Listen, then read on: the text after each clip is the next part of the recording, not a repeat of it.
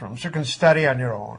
How's this for statistics, folks? In 2009, the Center for Civil Society conducted a study and found that the capital, we're talking about New Delhi, folks, we're not even talking about the rural outskirts, had only 132 public toilets for women, many of them barely functioning, as compared to the 1,500 that exist for men. Whoa. But that's still very few comparing to the population of New Delhi. I know. So, again, it goes to show you, in some ways, India really has a long way to go in serving its own population. But if we can be smart and we can introduce campaigns like this, I think change is inevitable and it will come quickly. They should think of Jiffy Johns. They are so easy to install. They're portable. There are certain businesses, I think, in India you can charge 5 would paisa really or take 10 off. paisa or, Yes. I think it'll be a good idea. This story is about cotton. We in America produce a lot of cotton. But unfortunately, we don't make much out of that cotton. We actually send it out. But China, India, and Pakistan, they grow a lot of cotton. And that's where all the t-shirts are made. You remember? Mm-hmm. But you know what? Bad weather came into China. Bad weather came into Pakistan and India. And their cotton production went down. Can you imagine the prices of cotton have grown 137% from August 2010 to February 2011. It's a very short 137%. Imagine this. The pound of cotton cost 90 cents. Now it is $2.13 per pound. Wow. That's really big. But the people who are affected, for instance, hotels, they have to have those bed sheets. Oh, my God. They're very nice bed sheets, folks. But the bed sheets are very expensive now. So if you see a bed sheet a little worn out, understand they can't afford it this time to replace it. But there are so many other things that are made out of cotton. For instance, dollar bill. Dollar bill is 75% cotton. Wow. Costs 9.6 cents to make a dollar. And you know what they're thinking? If the cotton prices stay this high, they'll have to go to metal.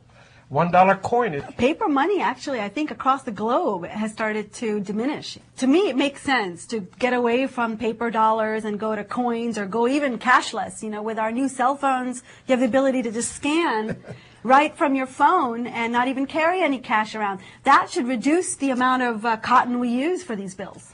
That's so true. Folks, this was a fun article. I guess you could say I learned a lot from it. It's about corporate culture and how men and women express emotion. First of all, in general, we don't express emotion at work. But this article in Time Magazine says, go ahead, cry at work. It's not such a bad thing. And if you think women are the only ones that cry, think again. Let me just read you some statistics here. First of all, they found that the number one emotion felt at work was frustration. Right? This shouldn't surprise anyone. We deal with all sorts of situations at work, bad bosses, bad coworkers.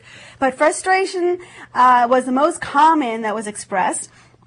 And women in general cry more often than men. That should not surprise us. Women will cry an average of 5.3 times per month.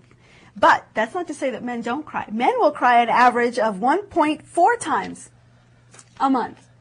So it goes to show you that level of emotion we all carry around, and in some ways we're forced to bottle it away in our work environments. That does on occasion come out. And we always think that we're somehow going to be punished or penalized for that emotion. But they found, as a matter of fact, that in a study, 69% of respondents felt that when someone gets emotional in the workplace, it makes the person seem more human.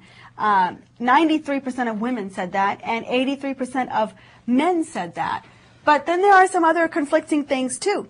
43% of women considered people who cry at work to be unstable, but only 32% of men thought the same thing. So it implies that women are less tolerant of emotion at work, even though they are more emotional, versus men who will on occasion say it's okay to cry. But one thing I want to tell you, it's good to have that frustration.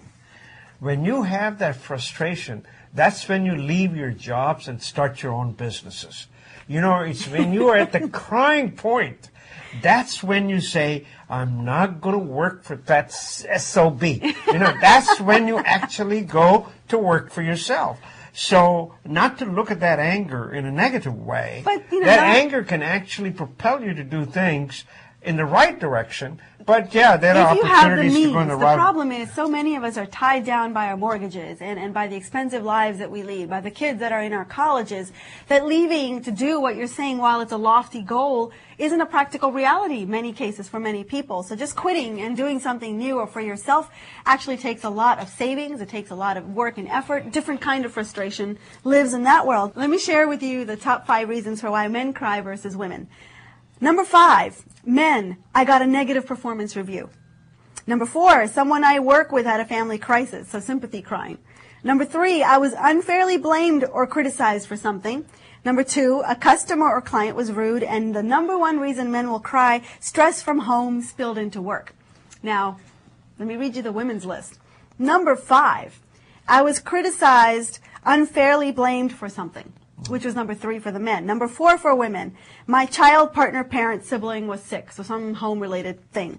Number 3, someone yelled or snapped at me, which unfortunately women are more susceptible to that. But it was number 3 on the list. Number 2, I was overwhelmed and trying to cope, which is also another common reason women sometimes will use. And the number 1 reason, stress from home spilled into work. So men and women at least share that as the common reason for getting emotional at work. That's so true. I mean, you know, my mother used to say that when your man comes from work, you should never give him any problem for the first hour.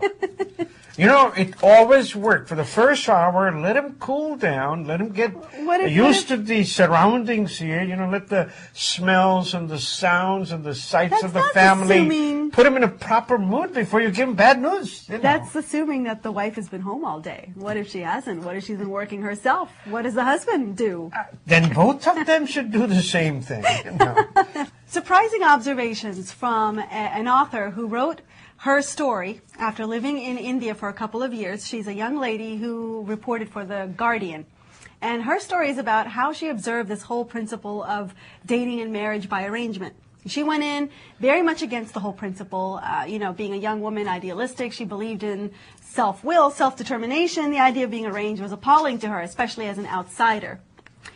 But her article was all about finding some peace and harmony with this whole concept of being arranged and actually thinking it's not such a terrible thing. For one, it has great success rates. Now, in India, you can argue that societal pressure creating those great success rates, but she actually observed the society itself and said, no, you know, there's a lot of things about arranged marriage that just simply works, even though we ourselves in India are hypocritical about it.